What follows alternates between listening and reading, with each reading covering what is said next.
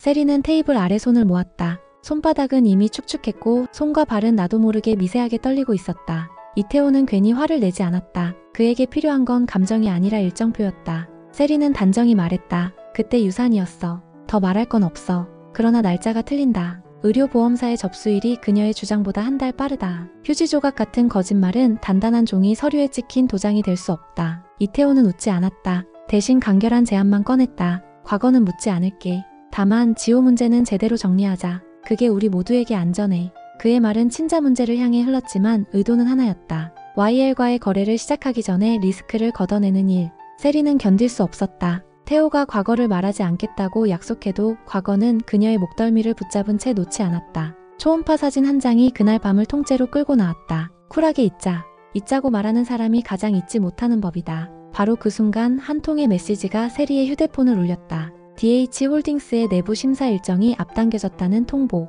투자 심사 항목 중 하나에 가족 리스크가 추가됐다. 누군가 외부에서 정보를 던졌거나 내부에서 물밑으로 흔들고 있다. 세리는 본능적으로 황기찬을 떠올렸다. 그러나 기찬은 이미 다른 불에 둘러싸여 있었다. 김도의 재수사, 담당 검사 교체, 그리고 제인의 녹취 공개. 세리는 방향을 바꿨다. 지호를 지켜야 한다. 지호가 흔들리면 모든 게 끝난다. 그래서 그녀는 지호를 감추는 대신 지호를 앞세우는 잘못을 저지르려 한다. 사람은 다급해지면 가장 사랑하는 것을 방패로 세우는 실수를 범하기도 한다. 그게 가장 빠른 보호처럼 보이기 때문이다. 동시에 최악의 공격이 된다. 이태호는 반대로 움직였다. 방패를 내려놓게 만드는 질문으로. 세리, 그 사진 네가 갖고 있던 원본 말고 진짜 원본은 어디 있어? 사진은 복사될 수 있고 메타데이터는 지워질 수 있다. 그러나 원본은 하나만 존재한다. 세리는 대답하지 않았다. 대신 시선을 내리깔았다. 황기찬은 태호를 무조건 먼저 붙잡아야 했다. 이유는 명확했다. 투자사들이 리스크를 숫자로 정리하는 동안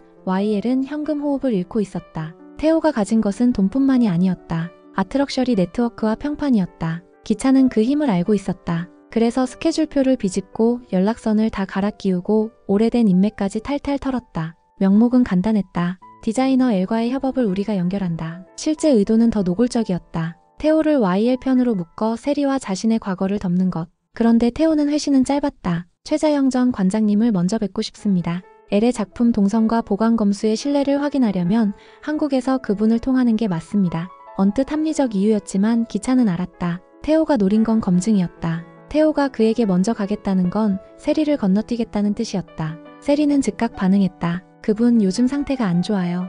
그러나 태호는 그 카드에 반응하지 않았다. 그래서 조용히 찾아뵙겠습니다. 세리는 대답 대신 미간을 찌푸렸다. 기찬은 다른 길을 택했다. 거래. 태호에게 L을 향한 지름길을 제안했다. L의 협업을 총괄하는 재단 측 실무진을 연결하겠다는 약속, 최신 컬렉션의 국내 쇼케이스 장소 제공, 그리고 YL의 글로벌 PR 라인까지 한꺼번에 붙이는 패키지. 조건은 단 하나, 우리와 먼저 일을 진행하는 것입니다. 태호는 짧게 미소만 그렸다. 실은 태호에게도 급한 게 있었다. 캐서린. 이름만 남은 여동생의 궤적. 태호는 세리 앞에서 과거를 굳이 드러내지 않았다. 캐서린의 인적 정보 사용 경위. 공식 절차로 확인하겠습니다. 전달 대상은 황기찬이었고 참조에는 세리와 YL 법무가 포함됐다. 기찬은 시큰둥한 듯 보였지만 속은 달랐다. 절차가 시작되면 시간이 그들의 적이 된다. 그는 즉시 움직였다. L에게 가는 문이 자영이라면 자영을 관리하면 된다. 자영 선생님, 요즘 밖이 시끄럽습니다. 편히 지내시게 조용히 보좌하겠습니다. 세리는 한술 더 떴다. 언론이 몰려들어요. 선생님께 최선은 정리해요. 그 정리의 뜻을 자영은 알아채지 못했다. 결정적인 장면은 자영과 태호의 첫 대면이었다. 약속을 잡는 데만 일주일이 걸렸다. 태호는 자영에게 과거를 묻지 않았다. 자영은 보관증 사본과 검수 코멘트 일부를 내밀었다. L의 작품이 들어와 머물다 나간 시간의 흔적. 자영은 제인이 디자이너 L이라는 것을 기억하지 못했다. 태호는 그 흔적을 손끝으로 더듬으며 조용히 한 문장을 간직했다. 이 만남이 알려지자마자 세리는 폭발했다. 왜 나를 건너뛰어? 황기찬은 마지막으로 냉정을 선택했다. 태호에게 회신을 보냈다. L 프로젝트는 우리와 함께 하시죠.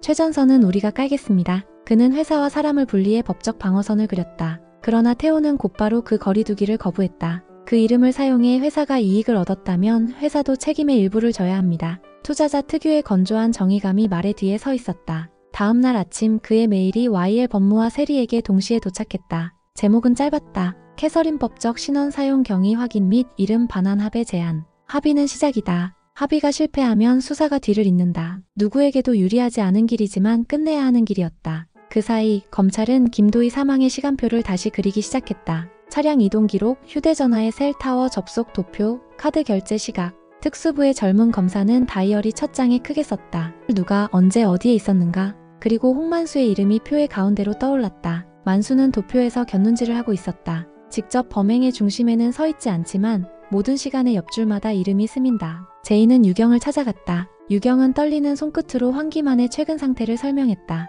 나쁜 사람을 벌하겠다며 장난감 칼을 꺼내던 아이 같은 어른의 얼굴. 이 싸움의 마지막에 제일 먼저 무너질 사람은 언제나 약한 사람이다. 그래서 그녀는 더 신중해졌다. 황기찬은 돈이 필요했다. 더 정확히 말하면 시간이 필요했다. 이사회가 흔들리고 DH홀딩스가 계약 해지를 거론하는 순간 그는 시간을 사기 위해 이태호에게 갔다. 태호는 디자이너 L의 글로벌 론칭을 위해 한국에 들어왔다. 예술은 기업의 가치평가에 생각보다 진하게 들어온다. 브랜드, 이미지, 협업. 그가 들고 온 것은 전환사채와 우선주의 조합, 그리고 디자이너 L의 전속 글로벌 유통권이라는 포장지였다. 전속권은 사실상 그림의 떡이었다. 디자이너 L은 이미 해외에서 라인업을 굳혔고 한국 시장 진출은 브랜딩 차원의 상징적 이벤트일 뿐이었다. 그러나 기차는 그 상징을 구원으로 바꾸고 싶어 했다. 그는 밤새 제안서를 다듬었다. 할인율, 보호예수 기간, 상환 청구권의 발동 조건. 숫자를 더할수록 종이는 두꺼워졌다. 그러나 종이가 두꺼워질수록 그의 얼굴은 얇아졌다. 태호는 제안서를 읽고도 표정 하나 바꾸지 않았다. 좋은 조건이네요. 그러나 이어진 말이 문제였다. 한 가지 걸리는 것이 있다면. 지옥. 미해결 리스크가 남아있는 동안 나는 엮일 수 없어요.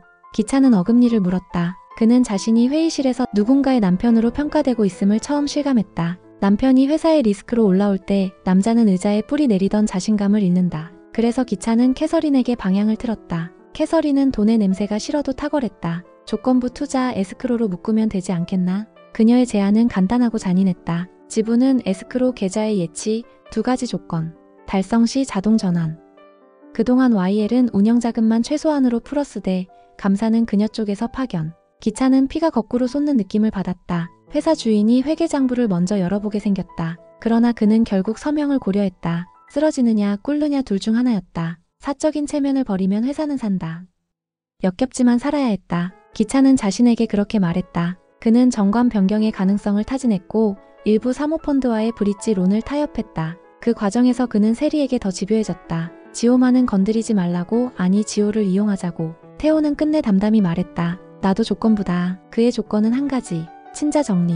그것이 끝나면 그는 YL의 판에 들어올 것이다. 단 그때는 가격이 바뀐다. 위기가 기회였던 지금의 가격은 사라지고 정상가가 붙는다. 기차는 고개를 끄덕였지만 속에서는 불이 올라왔다. 그는 회의실을 나와 복도에 기대섰다. 그리고 그제야 깨달았다. 누가 누구와 엮이는가의 문제가 아니라 누가 누구의 조건이 되는가의 문제라는 것을. 지금 그는 조건이었다. 김도희의 죽음은 처음부터 마지막까지 한 문장으로 요약될 수 없었다. 검찰은 그걸 알고 있었다. 젊은 검사는 표의 옆에 작은 별표를 붙였다. 표의 중심에는 홍만수가 있었다. 검찰은 만수를 설득했다. 설득은 협박이 아니라 조건이다. 가면과 보호, 가족에 대한 최소한의 안전. 만수는 버텼다. 버틴다는 건 붙잡을 게 있다는 뜻이다. 그는 세리를 붙잡았다. 그녀가 전화를 하던 목소리, 메시지에 남긴 텍스트, 현금을 건네던 장면의 기억. 기억은 증거가 아니지만 증거를 향해 사람을 끌고 간다. 검찰은 만수의 기억에서 돈의 흐름을 뽑았다. 은행 창구 CCTV 대신 지점 출입 기록과 번호표 발권 데이터,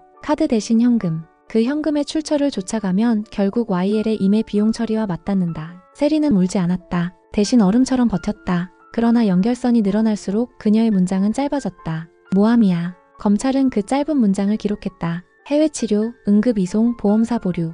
도희 사건과 직접 연결되지 않는 듯 보이던 다른 종이들이 세리의 신빙성을 갉아먹는 간접 증거가 된다. 신빙성 판사가 가장 먼저 묻는 것. 누구의 말을 믿을 수 있는가? 검찰은 최자영의 돌발 자백도 기록했다. 자영은 치매와 맑음 사이에서 진술의 일관성을 잃었지만 그 와중에도 한 줄은 선명했다. 승우는 혐의가 없다. 그녀의 입에서 나온 부정의 문장이 오히려 정확한 지점을 가리켰다. 누가 혐의가 있는가? 검찰은 마음속으로 지어나갔다. 승우를 지우고 기만을 지우고 만수를 축으로 놓고 마지막에 남는 그림자를 기찬과 세리 위에 떨어뜨렸다. 아직 기소는 이르다. 그러나 소환이 빠르게 따라온다. 사건은 이미 기름칠된 레일 위에 올랐다. 제이는 검찰에 진정서를 냈다. 정신적 취약자에 대한 처분 시 보호 관찰과 치료 병행을 고려해달라. 그녀의 복수는 사람을 살리면서도 완성될 수 있다는 믿음을 잃지 않았다. 잔혹한 세계에서도 최소한의 인간의 선은 지킬 수 있다. 그게 그녀의 방식이었다. 그날 저녁 제이는 악플을 모아 고소장을 준비하고 있었고 도윤은 김도희 재수사 관련 자료를 정리하고 있었다. 두 사람의 눈은 모니터를 보고 있었지만 마음은 서로의 문장 끝에서 멈칫거렸다. 바로 그때 보람에게서 전화가 왔다. 집 앞에 낯선 남자가 서 있어요. 숨이 가쁜 소리, 작은 떨림. 제인과 도윤은 동시에 일어났다. 도윤이 먼저 차를 몰았다. 낯선 남자는 멀리서 휴대폰을 만지작거렸고 보람은 문 안쪽에서 고개만 내밀고 있었다. 도윤은 차에서 내리며 아무 말도 하지 않았다. 남자에게 다가가 손을 보여 무기를 없다는 걸 확인시키고 아주 낮은 목소리로 말했다. 여기서 서 계시면 경찰부터 와요. 남자는 고개를 숙였고 몇 걸음 물러섰다. 그 틈에 제인이 보람을 안으로 들였다. 아무도 다치지 않았다. 그러나 손끝은 오래 떨렸다. 경찰 신고를 마치고도 두 사람은 보람의 집 앞을 떠나지 못했다. 집에 돌아오는 길 도윤은 조심스럽게 말했다. 오늘 내가 가장 잘한 일은 침묵이었나 봐요. 제인은 웃었다. 저도 오늘 가장 잘한 일은 침묵이었어요. 둘은 같은 결론을 고백했다. 제인은 그제야 도윤의 고백을 사치로만 느끼지 않았다. 다음날 도윤은 제인의 이름으로 된 고소장 일부를 자신의 이름으로 바꾸어 접수했다. 위험을 함께 받겠다는 서명. 제인은 그 문서를 보며 한참을 서 있었다. 그녀의 등에서 긴장이 한 줌 떨어졌다. 누군가가 내 싸움을 우리의 싸움으로 바꾸어준다. 막장 한복판에서도 사람의 마음은 이런 순간에 핑크빛을 허락한다. 화려한 이벤트나 과장된 대사가 아니었다. 우산을 같이 들어주는 일. 그 사소함이 그녀를 울렸다. 그리고 제인은 여전히 약속을 지켰다. 끝나고 나서. 그러나 끝이라는 단어가 희미하게 가깝게 느껴졌다. 밤이 아주 조금 얇아졌다. 새벽으로 넘어가기 직전에 그 얇음이 사람을 버티게 한다. 사랑은 거창하지 않아도 된다. 사건 하나를 무사히 통과해내는 일, 그게 사랑의 전부일 때가 있다. 두 사람은 그걸 배웠다. 바로 검사하자고요? 뜬금없이? 아니다. 뜬금없지 않았다. 그날까지의 모든 일이 검사로 흘러가고 있었다. 초음파, 유산 진술, 스위스 체류 기록, 태호의 귀국, 도민준의 공식 면담 요청, 그리고 투자사의 리스크 도표. 이 모든 화살표의 끝에는 결국 단 하나의 단어가 있었다. 친자. 순서는 이랬다. 먼저 이사회에서 리스크 제거 전 결제 보류가 의결됐다. 이어 법무팀이 내부 자문 메모를 돌렸다. 현 단계 최단 리스크 제거 수단, 친자 관계 확인. 당사자 자발적 동의 시 사적 검사 결과에 따라 법원 확인 절차 병행. 이 문장은 투자 인출 버튼을 쥔 사람들에게 수치로 말하라는 신호였다. 다음은 사람의 단계였다. 태호는 자신의 감정을 접고 절차를 택했다. 서로에게 모욕이 되지 않게 합시다. 공정한 기관에서 동시 채취, 동시 봉인. 그는 굳이 덧붙였다. 그리고 아이에게 상처가 되지 않는 방식으로. 이 마지막 한 줄이 그가 어떤 오빠이자 어떤 어른인지 말해준다. 세리는 시간 끌기로 들어갔다. 아이 학교 일정이 바빠요. 지호가 요즘 예민해요.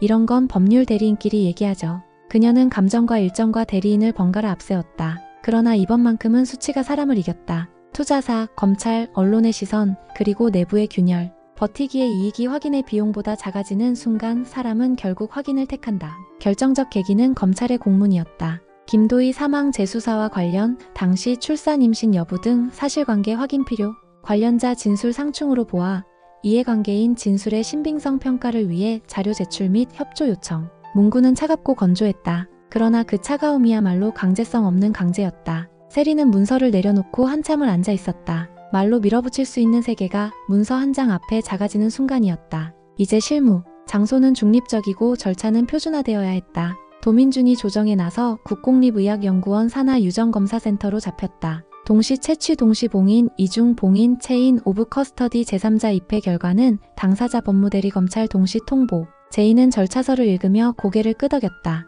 사람의 말이 아니라 봉인 번호가 오가면 거짓이 들어갈 자리가 줄어든다. 검사 당일 아침 세리는 한 번 더 흔들렸다. 지호가 겁먹잖아. 그 말은 맞다. 아이는 무섭다. 그러나 그 말은 동시에 가림막이기도 했다. 그녀가 두려운 건 아이의 마음만이 아니라 결과였다. 제인은 그 점을 알고 있었다. 그래서 아이를 먼저 품었다. 지호야, 오늘은 어른들이 확인하는 날이고 너한테 잘못은 하나도 없어. 그녀의 말에는 눈물도 원망도 없었다. 설명만 있었다. 아이에게 필요한 건 설명과 예측 가능성이지 어른의 눈물로 떠넘기는 감정의 빚이 아니다. 태호는 끝까지 묻지 않았다. 무섭지 않게 하자. 채취실에 들어가기 직전 황기찬이 마지막 거래를 시도했다. 지금 결과가 나오면 회사도 너도 다쳐. 그는 늘 그랬다. 가족과 회사를 한 꾸러미로 묶어 협박했다. 제인은 흔들리지 않았다. 이미 다친 건 사람이었고 회사는 사람 위에 세우는 거예요.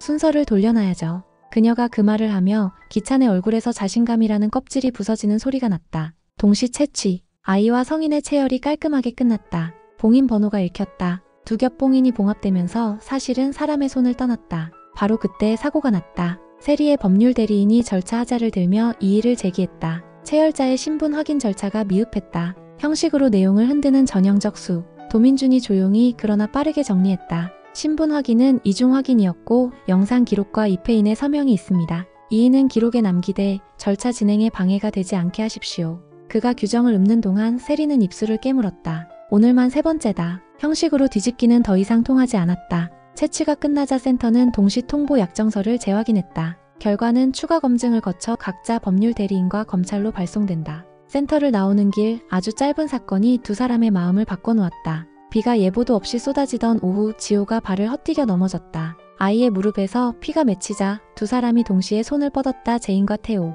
제인은 소독 티슈를, 태호는 밴드를 꺼냈다. 말도 맞춰보지 않았는데 동작이 한 세트처럼 맞았다. 아이는 울음을 삼키며 고개를 들었다. 고마워요. 그 한마디에 두 사람의 숨이 같이 가라앉았다. 핑크빛이라는 건 거창한 이벤트에서 생기지 않는다. 아주 작은 돌봄의 합에서 고여든다. 제인은 그걸 알아차렸고 그래서 더 조심하려고 마음먹었다. 끝나고 그때 얘기해요. 그녀의 말은 약속이자 경계선이었다. 태호는 고개를 끄덕였다. 그때까지 지금을 지키죠.